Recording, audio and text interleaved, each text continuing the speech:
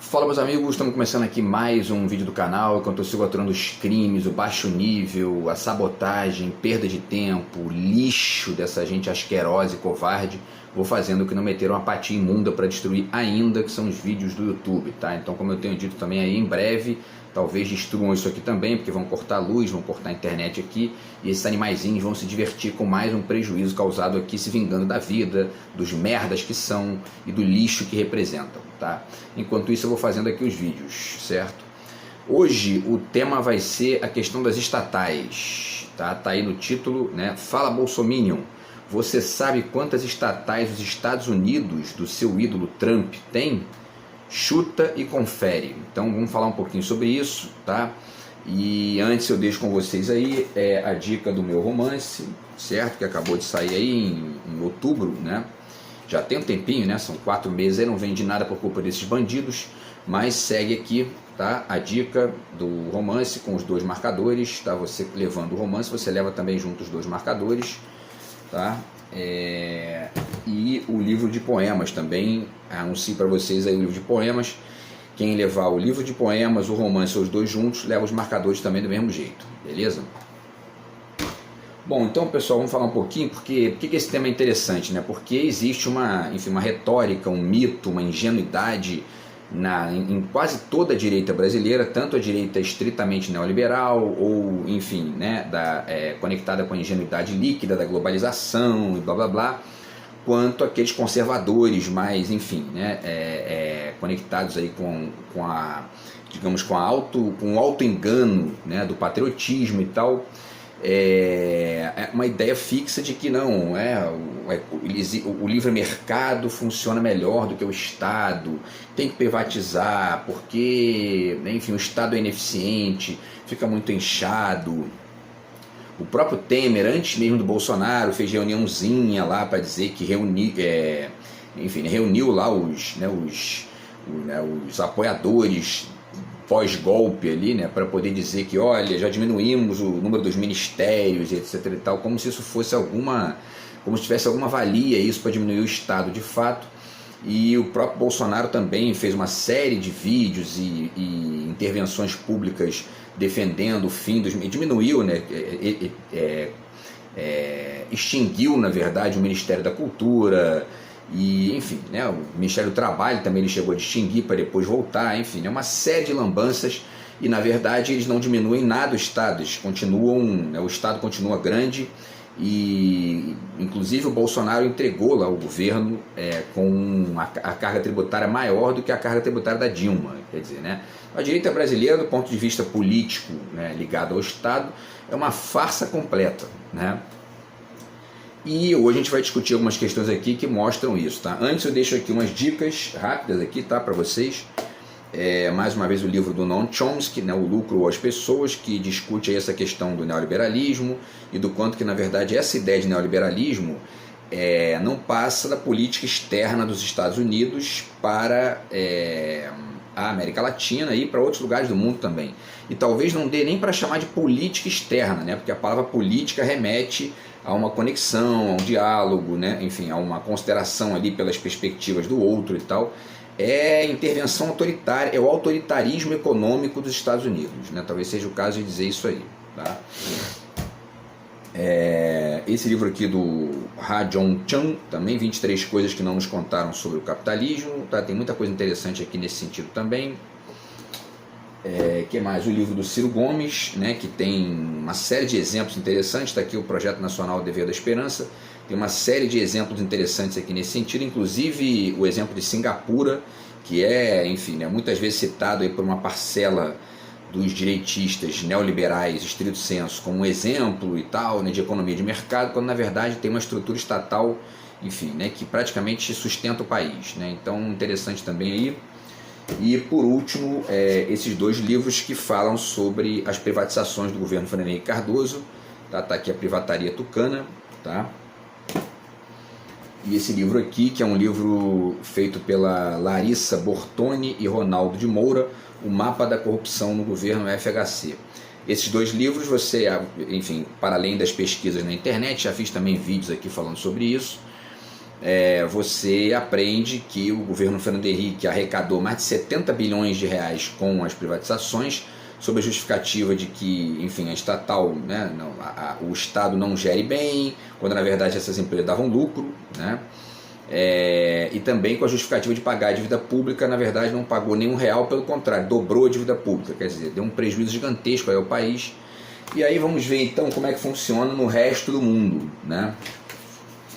Para a gente poder ver aqui o quanto que essa ideia, o quanto que essa tese aí do Estado mínimo, essa tese de que estatal não funciona bem, porque o Estado não gere bem, ninguém no mundo desenvolvido acredita nisso, né? Isso é uma basófia e ao mesmo tempo é uma ingenuidade, que é uma mistura, né, de ingenuidade ideológica com oportunismo, né, econômico dessa parcela da direita brasileira, porque eles ganham muito dinheiro com isso, ganham ali as propinas, tem, né, esse livro aqui do mapa da corrupção do FHC mostra isso, uma série de casos ali, enfim, que acabaram gerando CPI, geraram processos, geraram uma série de coisas e prejuízos gigantescos para o Estado, tá, e para a economia brasileira. Bom, então, e aí vale lembrar também, antes de passar direto aqui para o assunto, né, vale lembrar também a figurinha do Javier Milei, né, na Argentina, que está, enfim, também, enfim, diminuiu lá, parece que, segundo uma notícia que eu li anteontem, eu acho, ele diminuiu 35 mil, extinguiu, né, 35 mil cargos públicos, né, está diminuindo o Estado lá, enquanto que o mundo inteiro desenvolvido faz o contrário, inclusive os Estados Unidos, né, que são, enfim, que é a vedetezinha do ídolo dele lá, o Trump. Ele foi lá bater nas costas do Trump, dizer, enfim, né, make a Argentina great again e tudo mais, e o grande do Trump é o grande para eles lá, né, para a Argentina que fique menor, cada vez menor, né, e para todo mundo aqui, né, tá? Bom, então, pessoal, e aí tem uma fala, tá, de uma moça do Instagram, que tem uma página, né, Marta Rejane Costa, e a página dela é @CostaMartaRejane, tá? E a postagem é agora, do dia 18 de fevereiro. E aí foi vendo essa postagem que eu tive a ideia, porque eu escutei lá o vídeo, né, e tal. É um vídeo curto, tem 1 minuto e pouco. E aí depois fui fazer pesquisa no Google, né, e também no DeepSeek, né, que é, enfim, essa inteligência artificial lá e tal, que ajuda pra caramba também a sintetizar uma série de coisas lá do Google e tudo mais. E a maioria esmagadora dos números que ela passou bate, tá? Ou fica próximo ali. Então, quer dizer, vamos falar um pouquinho sobre isso. Então ela diz o seguinte, tá? Deixa eu ver o tempo aqui. Ela diz o seguinte: a China tem 115 mil estatais. Só a China. Até esqueci de separar aqui um livro que eu estou lendo agora sobre a China. Já poderia ter terminado, inclusive, se eu não tivesse nesse inferno insuportável aqui. Mas um livro que eu já mostrei para vocês, vocês aqui também, né, que fala sobre a China contemporânea e tal. Bom, a China tem 115 mil estatais. Estatais são empresas que pertencem ao governo, né? Ela diz lá na página dela. E os Estados Unidos? Os Estados Unidos têm 7 mil estatais. É o que ela diz. A Inglaterra tem 15 mil estatais. Sabem quantas estatais o Brasil tem? 480. E aí, só para vocês terem uma ideia, quando se fala em estatal, não está se referindo apenas a empresas públicas federais, mas também estaduais e municipais, tá? Então, e aí ela diz, né, vendeu quase tudo para os gringos. Sabe por quê? Porque os gringos chegaram aqui dizendo para os trouxas brasileiros que tem que vender as estatais, porque dão prejuízo. Venderam a Vale, extremamente lucrativa, queriam vender a Petrobras, mas os Estados Unidos, que é um exemplo do capitalismo, da política neoliberal, que incentiva todo mundo a vender as estatais, porque as estatais dão prejuízo, tem 7 mil estatais, e o Brasil 480. A China, riquíssima, poderosa, uma potência enorme, tem 115 mil estatais, tá? E o Brasil 480. O Brasil foi saqueado, né? Ela diz. Venderam nossas estatais a preço de banana. Caíram no conto da sereia dos gringos, os trouxas brasileiros, tá? E aí só 2 comentários rápidos aqui, tá, sobre o que ela diz. Ela diz que os gringos chegaram aqui dizendo para os trouxas brasileiros que tem que vender as estatais, porque dão prejuízo. Então a gente tem uma parcela aqui da população que acaba aceitando fazer papel de trouxa, que realmente isso é uma mentira, né? Mas tem aquela parcela que são os oportunistas, FHC, Companhia Limitada, Paulo Guedes, enfim, Temer, né, e tudo mais, que são essas figuras que na verdade ganham com isso, né? Então tem os pilantras e os trouxas, né, que acreditam nisso aí. E o segundo ponto é quando ela diz aqui, né, que que os Estados Unidos, que é um exemplo do capitalismo, da política neoliberal, que incentiva todo mundo a vender as estatais, porque as estatais dão prejuízo, tem 7 mil estatais e o Brasil 480. Vale dizer que os Estados Unidos não são um exemplo de política neoliberal, eles ditam essa política neoliberal para os outros, né? Porque se a política neoliberal é vender as estatais, é diminuir o Estado, né, e gerar mercado, né, para além da interferência estatal, e eles não fazem isso lá, eles não são neoliberais. Simples assim, né? E agora, quando se fala que eles são um exemplo de capitalismo, aí a gente também tem que discutir o que significa isso, né, capitalismo. Porque muita gente acredita que capitalismo é um sinônimo de livre mercado, e outras pessoas já acham que não. Eu, por exemplo, acho que não. Acho que a palavra capitalismo representa bem, na verdade, uma lógica de oligarquia, uma lógica de plutocracia, que sustenta a desigualdade, sustenta o fosso, né, de distância entre os muito ricos e os pobres, sustenta uma classe média com poder de compra baixo, etc. e tal. E, enfim, e aí aquela sociedade, aquele país, aquela economia não avançam para perspectivas mais complexas, digamos, tá? Então, quando a gente diz que os Estados Unidos são um exemplo de capitalismo, tem que descrever razoavelmente o que significa essa palavra, porque tem vários sentidos diferentes para ela, tá? Bom, mas de maneira geral, ela está passando aqui essas informações, né? E aí a gente já percebe uma diferença gigantesca, né? Só com essa informação que ela passou ali, entre a economia estatal dos Estados Unidos e a economia estatal do Brasil e da Argentina e de todo mundo que segue aí o ideário neoliberal, tá? Bom, mas aí eu fui fazer a pesquisa então no Google, né? Porque é assim que a gente tem que fazer, não é ficar acreditando num vídeo que você viu, mesmo que seja pessoas de esquerda, porque normalmente a galera de esquerda pesquisa antes de publicar, né? O pessoal de direita não, ao contrário. Publicam qualquer coisa que se faça ali, um videozinho de 30 segundos, 1 minuto, bum, tá bombando, xingando, vomitando ódio, etc e tal. Já a esquerda não, normalmente faz uma pesquisa, faz um apanhado ali de conexão para poder publicar o vídeo, tá? E aí eu fui fazer a pesquisa então no Google, tá? E aí achei um texto aqui do jornal da USP, né, que é a Universidade de São Paulo, fazendo, né, uma pesquisa aqui, fazendo uma divulgação dessas informações que ela está descrevendo ali no vídeo. Então vamos lá, tá? Eles dizem aqui: especialistas divergem sobre a melhor opção para as estatais brasileiras alcançarem a modernidade. Para Alessandro Ottaviani, ao defender a privatização, o governo brasileiro está fazendo o contrário do que ocorre nos países capitalistas do mundo contemporâneo, enquanto Sérgio Sakurai indaga se as empresas estatais desempenham bem seu papel de fornecer serviços ou produtos à população. E aí, na verdade, como eu estou falando aqui de que o governo defende a privatização, vale dizer que o texto é de 2021, portanto, dentro do governo Bolsonaro, tá? Então, cadê aqui? Vamos lá.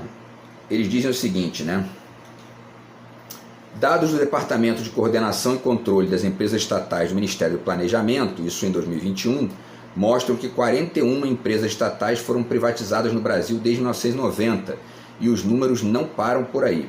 A Eletrobras e os Correios estão em processo de privatização pelo governo Bolsonaro, né? Mas essa é uma discussão que envolve várias questões, desde os benefícios para a população até as contas públicas, e especialistas divergem sobre os benefícios das privatizações. Vale fazer também um breve comentário aqui antes de continuar o texto. Recentemente eu vi uma notícia de que algumas estatais brasileiras teriam dado prejuízo no último ano, né? E a direita normalmente trabalha com a ideia de prejuízo de uma maneira radicalmente rasa, né? Eles costumam significar a palavra prejuízo ligada às estatais como se fosse a ausência de lucro, ou mesmo quando acontece ali de você ter que fazer uma uma modificação, né, que é aquilo que se chamava de pedaladas fiscais. Você faz uma modificação de orçamento porque uma empresa acabou, enfim, ganhando menos do que ganhava antes, etc. e tal. E aí isso acaba gerando a ideia na cabeça deles de que o Estado funciona mal. A gente tem que pensar e tem que avaliar em cada contexto uma série de variáveis aí, né? Primeiro, as modificações da lógica econômica, né? Tem certas empresas que, por exemplo, né, na pandemia, por exemplo, a exportação de aço, por exemplo, para a China acabou diminuindo radicalmente, e aí isso diminui automaticamente a arrecadação com impostos, né? Então aí você tem que remanejar o dinheiro, e a gente tem um exemplo, por exemplo, de 2009, que o Brasil, se não me engano, foi o estado do Pará, depois tem que pesquisar melhor isso, mas teve um pulo de arrecadação gigantesco, que a China em 2009 voltou, né, a importar aço do Brasil de maneira violenta. Isso aumentou radicalmente ali a arrecadação com imposto. Então isso aí é uma das variáveis, né?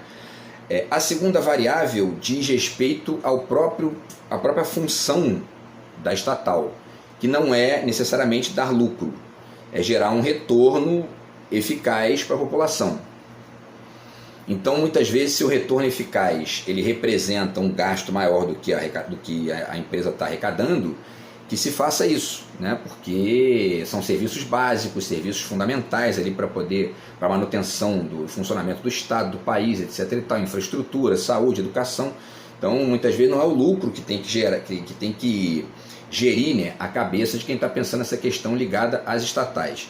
E tem uma terceira variável que também entra nesse contexto, que é quem está gerindo a estatal. Porque se for uma estatal, por exemplo, estadual, e for um governo de direita, você tem que pensar ali por que está funcionando mal.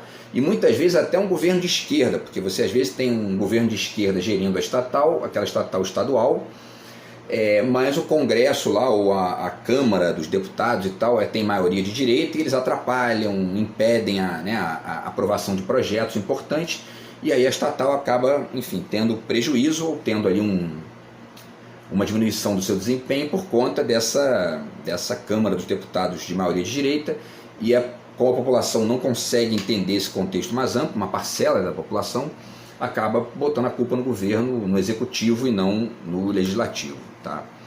Bom, voltando aqui então, né? Segundo Alessandro Ottaviani, né? Professor do Departamento de Direito Econômico e Economia Política da Faculdade de Direito da USP, o Brasil, né, está na contramão do que vem sendo realizado nos estados capitalistas do mundo contemporâneo.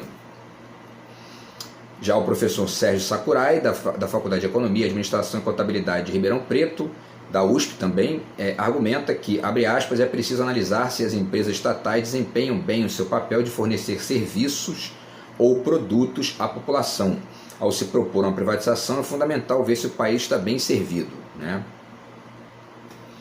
E aí o Ottaviani diz o seguinte: essa conversa de que as privatizações das empresas estatais brasileiras vão nos levar à modernidade, mais perto daquilo que é a vanguarda do capitalismo contemporâneo, ou deveríamos dizer, né, a vanguarda das experiências sociais complexas do mundo contemporâneo, é uma mentira, não se sustenta em nenhum fato, em nenhuma pesquisa empírica, ela é simplesmente uma falácia ideológica. E aí ele lembra que na Europa, a Alemanha, por exemplo, possui cerca de 15 mil empresas estatais e está passando por um processo em diversos setores de reestatização, afastando as empresas privadas que ofereciam serviços muito ruins. Eu fiz vídeo aqui sobre isso também, né? O Ottaviani também contou que no Japão, das 600 empresas listadas em bolsa, 400 têm participação direta do Estado japonês. Já na China existem cerca de 150 mil sociedades empresariais, né, estatais, e o país contribui na lista da Forbes das 500 maiores empresas do mundo, com 50 estatais chinesas. Olha só, né? 10% das maiores empresas do mundo são estatais chinesas, certo? Nos Estados Unidos, os números e mapeamentos apontam a existência de entre 6 mil e 7 mil estatais, sem contar as municipais. Então os números da Maria, né, da Maria Rejane, batem, né, com a reportagem da USP aqui, tá?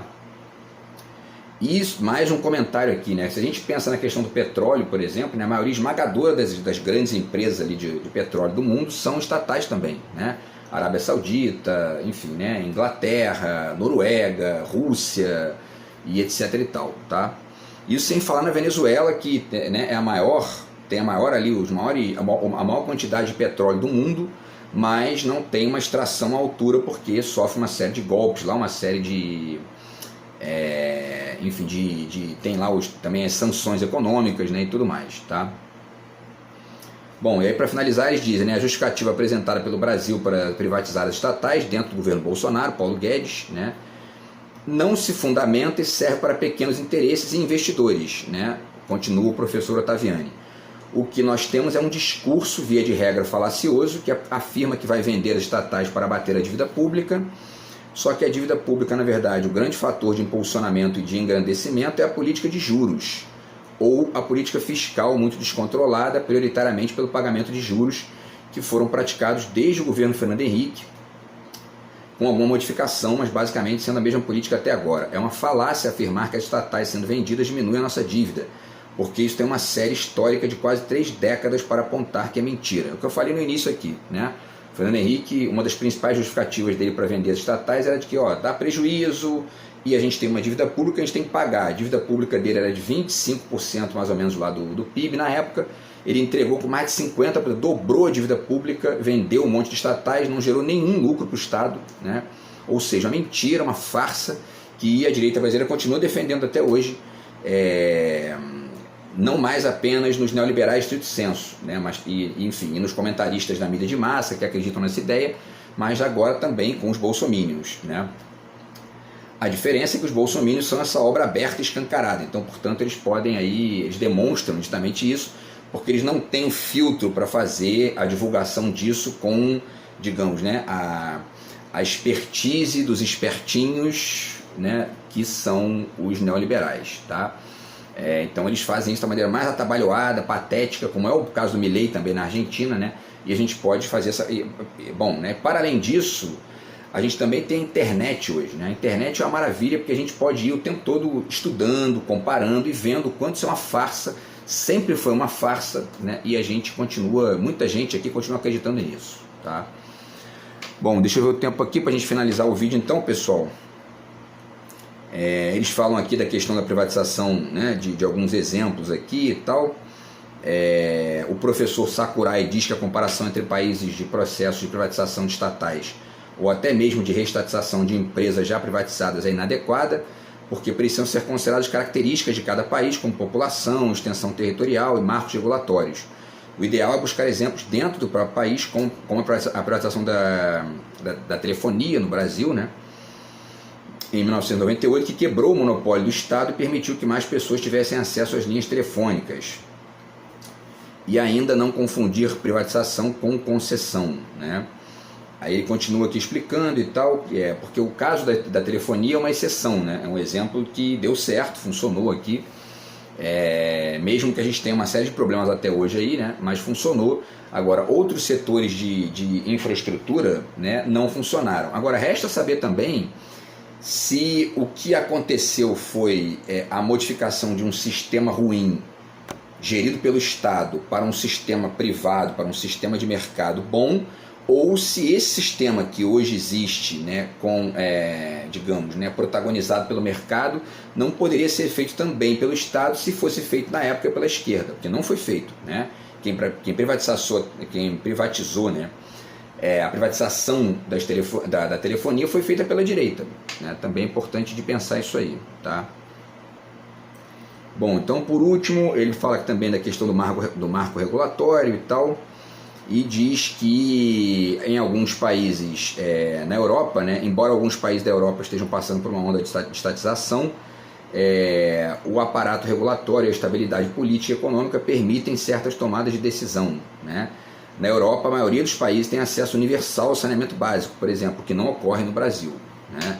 E, inclusive tem exemplos aí em São Paulo, agora privatizaram também lá a Sabesp, né? Já está dando problema, uma série de problemas lá, tá? Eles têm aí tal, né, fizeram um plebiscito na Alemanha, um plebiscito para ver se podiam para ver se tinha que reestatizar uma empresa lá, né? E cerca de 80% das pessoas que responderam ao plebiscito optaram pela reestatização, né?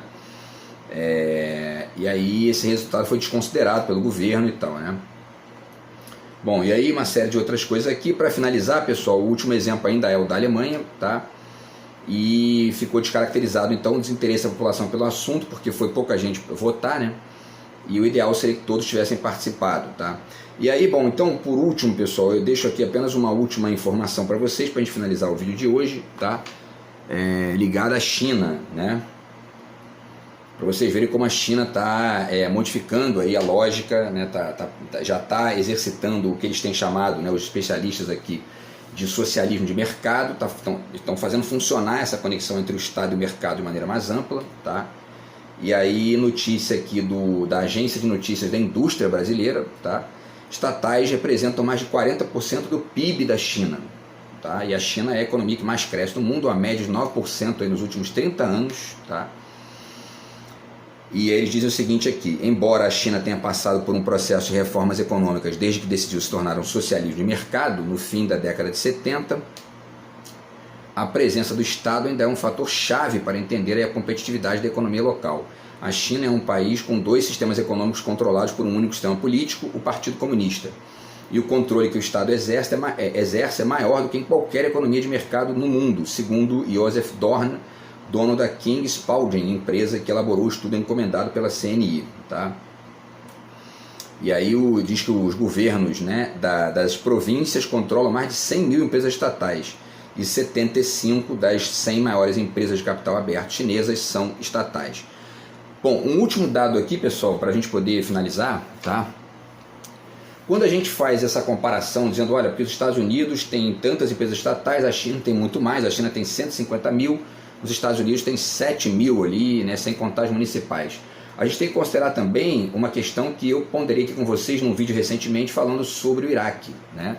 Porque muitas vezes os Estados Unidos sustentam uma empresa privada deles lá no estrangeiro via golpe, via invasão do país, via destruição da economia local, usando para isso o Estado, ou seja, o Exército, a Marinha, a Aeronáutica, Forças Armadas, etc. e tal.